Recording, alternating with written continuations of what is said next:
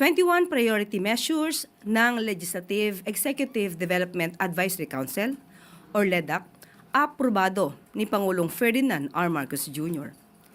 Inaasahan ito ng Pangulo na maipapasa ngayong Hunyo. Sa naganap na LEDAC meeting kaninang umaga, binigyang prioridad ni Pangulong Marcos Jr. ang 21 priority legislations na makakatulong na maiangat ang pamumuhay ng taumbayan.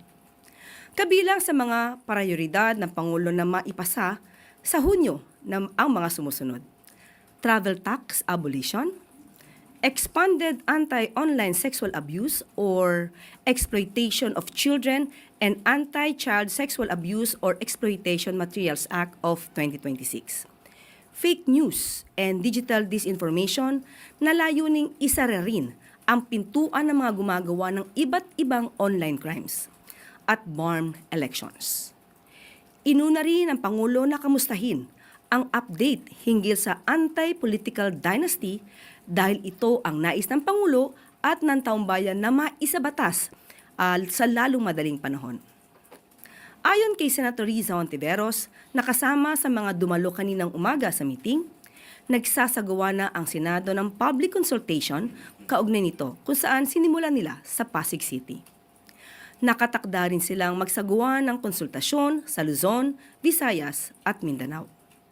Sa House of Representatives, binigyan diin naman ni House Speaker Faustino Body D.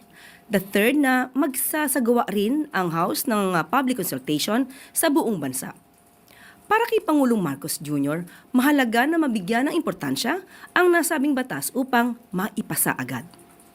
Muli ring binigyang halaga ng Pangulo ang pagpasa ng Citizen Access and Disclosure of Expenditures for National Accountability o CADENA Act, ang Independent People's Commission Act, at Party List System Reform Act.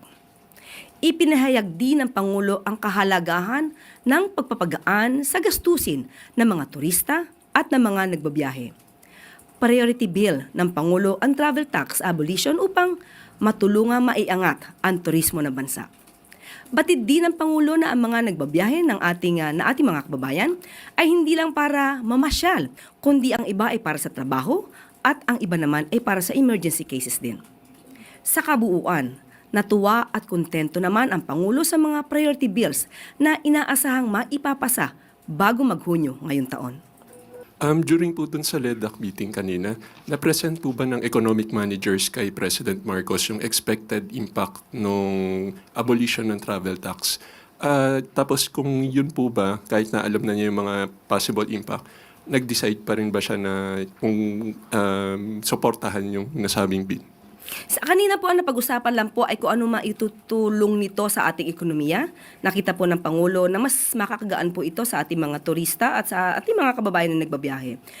Kung ano itong detalye, kung magkano ba ang mawawala, kung magkano ba ang idadagdag na pondo para sa TIESA ay hindi po pa napag-usapan ng detalye. Kasi gagawin pa lamang po yung bill. Priority pa lamang po. Thank you po. Related question.